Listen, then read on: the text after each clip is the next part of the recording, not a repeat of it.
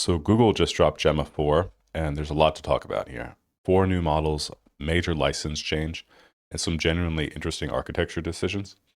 Day 1 support for running it locally. So let's all break this down. So the big deal and why a lot of people in the open source community and local LM community are very excited is that this is coming with a Apache 2.0 license. And this might be the biggest news, more than the models themselves. Gemma 3 shipped with a custom Google license that had certain restrictions on how you could use it, how you could redistribute it and deploy it commercially. So a lot of developers just kind of skipped it because of that. Gemma 4 is Apache 2.0, and that's the same license used by Qwen, Mistral, Llama. It means you can use it, modify it, sell products built on it, deploy it however you want. No strings attached, no weird clauses. Google is finally playing the same field as everyone else in open source AI, and that matters a lot more than any benchmark number.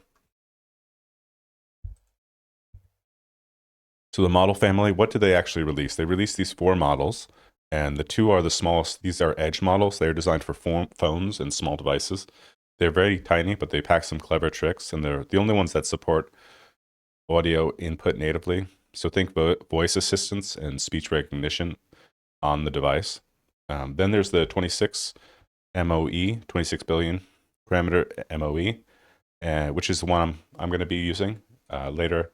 After this little breakdown of what the models are, I'm going to actually be using it and testing it for a couple different functions, and this is the one I'll be using.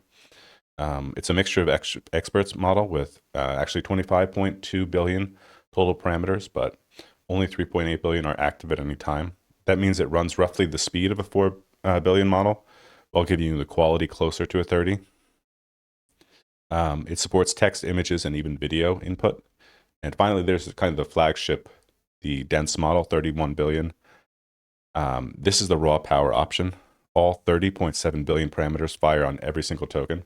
It's the highest quality model in the family and the one you're going to use as a fine-tuning base. So a lot of the times when people are going to be talking about Gemma 4, they'll be talking about this 31 billion. It's currently ranked number 3 in the LM Arena Open Model Leaderboard. So that's impressive. With this release, you had a wide spread of different types of models. So zooming in on the MOE model, because this is the one that I'll be using here. It has 128 experts, and for each token, the router picks the best 8, plus 1 shared expert that's always active. So it's 9 experts total per token out of 128. That's only around 7% of the model doing work at any given second. And looking at the actual model file, because I reviewed the actual files themselves, not just the press releases, we saw it has 30 layers, 16 attention heads, and a massive vocabulary of 262,000 tokens. It's huge. So for comparison, most models use around 32,000 to 150,000 tokens, and a bigger vocabulary means the model can represent more words and symbols as single tokens, which makes it a lot more efficient. So the context window is also 256,000 tokens. That's roughly a 500-page book. Each expert's feed-forward network has a hidden dimension of just 704. So these are tiny, highly specialized experts, not big general-purpose ones. So this is what's architecturally novel, and once again, this is coming from me and my agents carefully combing through the actual structure of the models, not just reports. So this is where Gemma 4 really stands out from other open models. There are 3 architecture choices that I haven't seen quite done like this before. And first is this hybrid sliding and global attention. Instead of every layer looking at the full context, which can be very expensive, Gemma 4 alternates. 5 layers in a row use the sliding window attention, which only looks at the nearest 1,024 tokens. Then 1 layer gets full global attention that can see everywhere. This pattern repeats through all 30 layers, and the very last layer is always global. You could see the blue ones here are the sliding ones that are more narrow, and then it has this global attention layer. If you're curious about what attention is, please watch my video on transformers. I go into that into some detail. So the idea is simple. Most of the time when you need to understand a word, it's just the other word is nearby. You don't need to check the beginning of a 200-page document on every single layer. But every 6th layer, the model gets a chance to look at the whole picture. So local context is cheap. Global context is saved for when it really matters.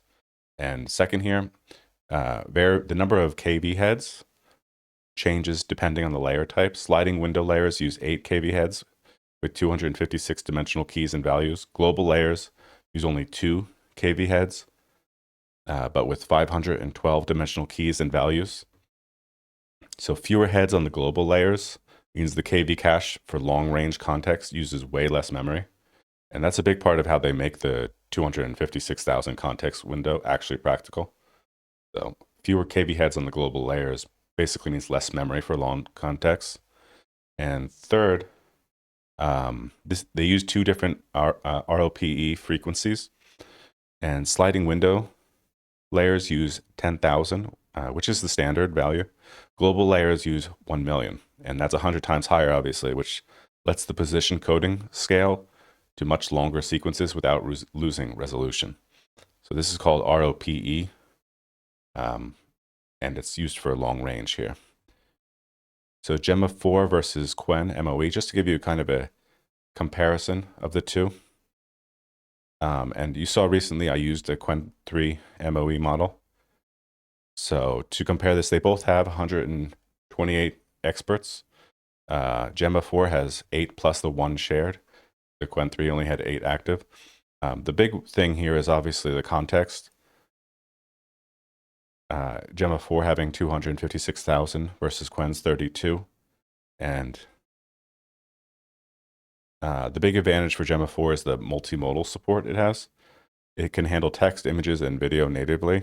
So the Qwen model was only text. So let's look at some of the benchmarks quickly. And this is comparing the 32 billion, the dense version, 31 billion dense version, and the MOE. You can see in general that they're very similar in both math, reasoning, science, and coding. The MOE scored within 1 to 3% of the full dense model on every benchmark, while using only roughly 1/8 of the compute per token. So it's an incredibly efficient trade-off, and the 31 billion is ranked number 3 in the LM arena for open models, and the 26B MOE is number 6. So it's, like we said, it's multimodal from day one. You can use it text, images, video, and audio. It's not just a text model with vision bolted on. It's multimodal from the ground up. So running it locally. So I did this. I downloaded from Hugging Face the 26B MOE model, and I ran it on my RTX 3060. It was able to handle this. So let me now move over to the terminal, and I can show you some of the tests I am running on it. So I'm going to be running this locally in llama.cpp. And this is just going to be the chat version, just to get a good feel of it. And then we're going to move into OpenCode, I believe, and try some of the coding tasks. So you can see I loaded it here, Gemma 4, the MOE version, which is on Hugging Face. I started by just saying hello. Hello, how can I help you today? So I just asked it to explain the meaning and importance of an Apache 2.0 license. You can see it's now running. This is the reasoning part, not the actual answer. But it's going through fairly fast, running on locally on my PC. See all the reasoning it's giving, comparing it with different licenses. Why do companies love it? Why do developers love it? And this is the actual output in white, not in the gray. The Apache License 2.0 is one of the most popular permissive open source software licenses in the world. It is maintained by Apache Software Foundation and is used by massive projects like Android, Kubernetes, TensorFlow. So it's giving a pretty in-depth answer to this question. You can see it's moving pretty fast, even though it's running. It's going to have to do some CPU offloading because the model itself is a bit over 16 gigabytes. My VRAM is only 12, so it's still pretty fast though. 12, almost 13 tokens a second. And you can see for yourself how fast it was generating. It gives a pretty good answer here. And once again, this is running locally on my PC. It's not taking up too much memory. My computer's running fine. I have a bunch of other like browser stuff open. So we can see finally, why is this Apache license important for developers? It provides a clear professional framework that encourages contribution because it protects the contributors and the users from patent legal battles. For companies, it provides legal certainty. Large corporations are often afraid to open source code because of the risk of being sued for patent infringement. The Apache 2 license mitigates that risk and makes it the gold standard for enterprise-grade open source. So pretty good answer, very comprehensive. So if you want to use this just to kind of answer questions that you may have, running this in llama.cpp like this is pretty good.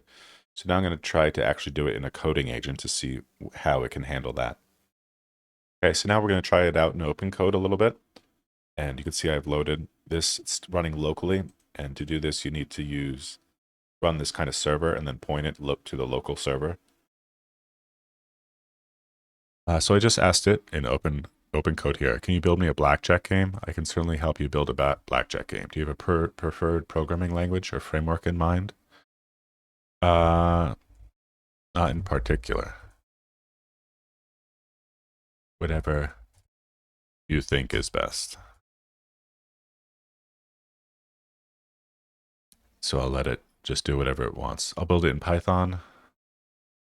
So you can see the answer. It's moving very quickly. And once again, this is running locally on my machine, which is not the strongest machine. It's a PC with a RTX 3060, 12 gigs of VRAM.